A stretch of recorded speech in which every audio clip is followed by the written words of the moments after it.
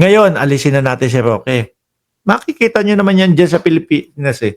Salubungin ninyo. Kay Bunggo tayo, mga kababayan. Ito ukol dyan. Mga DDS, makinig!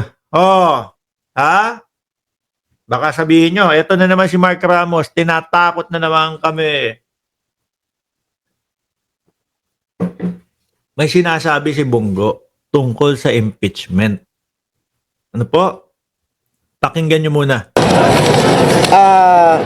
No comment muna po ako dahil magiging No comment muna daw. impartial po kami kung magkakaroon po ako ng komento ukol dyan. Oo.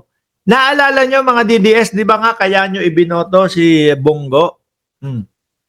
Kaya nyo ibinoto si Bunggo dahil ang sinasabi niya nun, haharangan ng impeachment ni Inday Sara Duterte. Di ba? Wala pa yun hindi pa nag-uumpisa ang impeachment. Matagal-tagal pa yun. Sabi ni Bunggo, haharangan ng impeachment. Pati si Robin Padilla, pati si Bato de la Rosa, ngayon no comment na. Diba? Di ba ang gusto niyong marinig dyan na haharangan namin ng impeachment? Yun ang gusto niyo eh. Tapos sisigaw kayo, Duterte! Duterte! Ngayon no comment na, patay kayo. Ngayon, ano daw po ang gagawin ni Bunggo? Antayin po natin yung ebidensya. Ako! Yan ang ayaw ng mga DDS na sinasabi ko, mga bossing. Yan ang ayaw ng mga DDS. Antayin yung mga ebidensya, ayaw nilang pakinggan yan. May proseso tayong sinusunod. Ako po!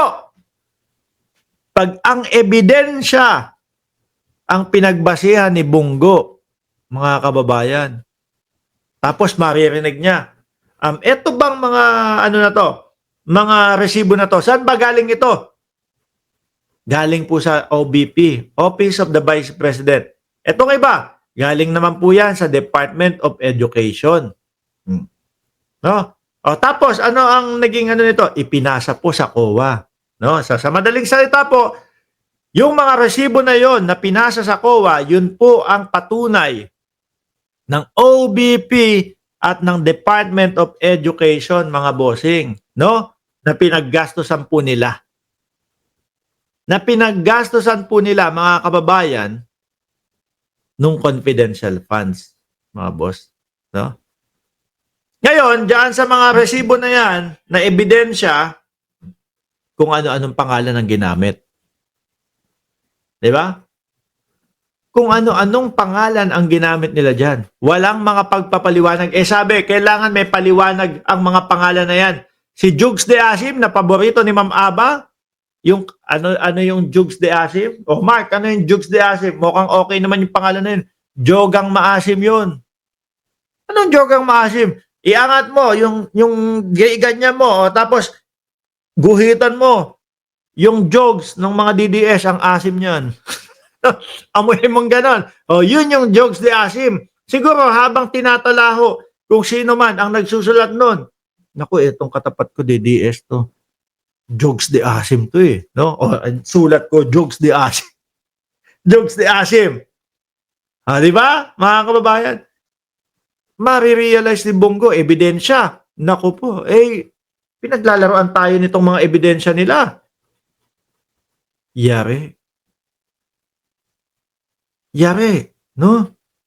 Sabi ni Bunggo, ebidensya ang aking pagbabasihan. Ayaw po ng DDS yan. Ang gusto po ng mga DDS, mga kababayan, is friends lang ang dahilan. Bakit hindi nyo iboboto para ma-impeach si Inday? Yun lang ang gusto nila. Okay na yun, magkaibigan, no? Bakit hindi mo ibinoto na ma-impeach si Inday Sara Duterte? Kasi friend ko yan. Ganun ang gusto nila. Kaya nga, di ba, ang lalakas ng loob ng mga DDS, sabi, ang impeachment number game. Di ba? Ang impeachment ay bilang ng mga kaibigan nila Inday Sara Duterte. Sabi ni Marco Mendoza, alam mo, MR, ampaw wish talaga namin magbigay hudyat si Digong nagirahin kayo dyan sa metro. Nakangati na nga ilong ko yung comment nyo. Diyos ko po, Lord. Ano magagawa nyo? Eh, di garahe nyo. Sige, subukan ninyo. Nang lahat kayo, nakaposas. Lahat kayo, himas rehas din. Kagaya ni Digong. Ang dami, ilang beses na nga yung sinasabi. Ilang beses nang nagpatawag ang dating Pangulo. Mag-ano kayo? Mag-EDSA kayo.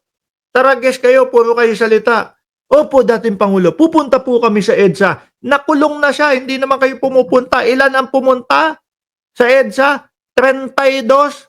Putragas na yan. Nangangati na ilong ko, tapos meron pa kayong nalalamang garahe ng Metro Manila? E di gawin nyo. Subukan nyo. Oh, kayo naman, piling malakas naman kayo. Para naman malaman talaga kayo, Diyos ko po. Yan, mga kababayan, ang mga tunay na mga yan yung mga tunay na pang lang, no? Keyboard warrior. Gera. Pero kapag si dating Pangulo, sabi ni tatay, punta na kayo doon sa sa EDSA. Walang pumunta. Isog ka ba? Walang pumunta. Oh, lalong nangate ilong ko dyan sa comment mo. O, Bongo.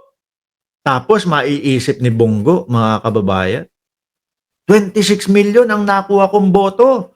Kayang-kaya kong ipanalo ang sarili ko o kayang-kayang manalo. No? Sa pagka-presidente. Nako po. Ay, nako, tingnan nyo pa. Tingnan nyo ha, mga bossing. Oh. Siyempre, lalakas loob ni Bongo. 26 million nakuha kong boto. Pati yung mga sumusuporta sa gobyerno, ibinoto ako. Tatakbo akong presidente. Yan. Impeachment? Sino ba pinakamatindi kong makakalaban? Si Inday Sara Duterte? Base dito sa ebidensya? Base dito sa investigasyon? Guilty.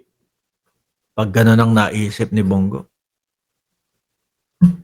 Tatalunin ko, para wala na akong kalabang malakas. No?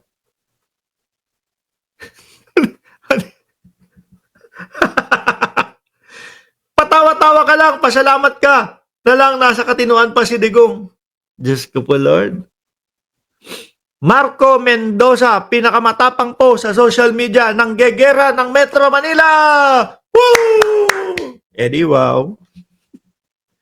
Bakit nga kasi kayo hindi pumunta doon sa EDSA nung nagpapatawag ang dating Pangulong Duterte nung fresh pa siya na nasa Pilipinas pa. Tapos ngayon, manggegera na daw sila ng Metro Manila. Pag eto, si Bongo nawala sa katinuan at sinabi, tatakbo akong presidente. Oh, tatanggalin ko yung pinakamahigpit kong makakalaban. Si Sara Duterte, patay. Boboto, impeach. No? Pag si Bato, para sa aking kalayaan at makasama, no? Roberto Terrado, shout out sa iyo. At makasama ang aking pamilya hanggang sa huli. Aayusin ko.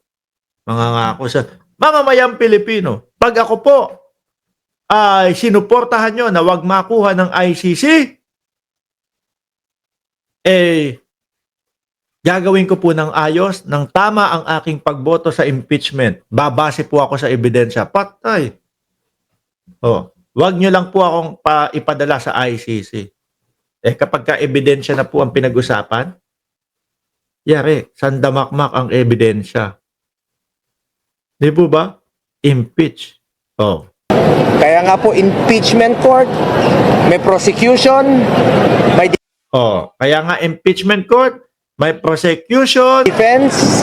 Antayin natin yung prosecution, pakita nilang ebidensya. Nandito rin po yung defense. Pakita rin po nila ang kanilang depensa. Di ba? Mukhang seryoso si Bongo doon sa impeachment. Mga kababayan, lagot kayo dyan. No? Lagot kayo dyan. Yung gusto ninyo na friends lang ang dahilan para wag ma-impeach, hindi uubra yata kay Bongo, lalo na, naku, utuin natin si Bongo, mga kababayan, no? Utuin natin si Bongo. Bongo, kaya mong maging presidente. No? Kayang-kaya mo. Hindi 26 million naman, mga kababayan, di ba? Kaya mo yan, Bongo. Nako. Oh, sibakin mo na yung makakalaban mo na mahigpit. Di ba? Diyan, impeachment, nasa kamay mo yan. Based on evidence po yan. Kung wala naman pong ebidensya, Kaso biglang sabi ni Ma'am Maribel Badiana, hindi papayag si Sir Trillanes na hindi padala sa ICC si Bato at Bungo. Ayun nga lang. No? Ako naniniwala din ako doon eh. di wala. Ano pang itagal na ebidensya? Based on evidence po yan. Kung wala naman pong ebidensya, di wala. Kung wala, ang dami. Ang dami. Ultimo nga lang ho doon sa pinag-uusapan, mga kababayan, na na yung pagbabanta ni Vice Presidente. Naka-record po dito sa laptop ko. Panigurado ko lahat po, no? Karamihan ng mamamayang Pilipino napanood po 'yun. Madami ding witness doon. Kung meron, napakadaming ebidensya. Ano pang itagal natin dito? Sayang po yung panahon. Unahin muna natin yung pagsiservisyo sa ating mga kababayan. Alam nyo, ilang araw masasayang dyan. Importante rito ang ebidensya. At ayoko magbigay ng komento ukol sa kaso. Sandamakmak ang ebidensya, Bungo. No? Sandamakmak, pag binasa mo lahat yun, nako po, pagiging presidente,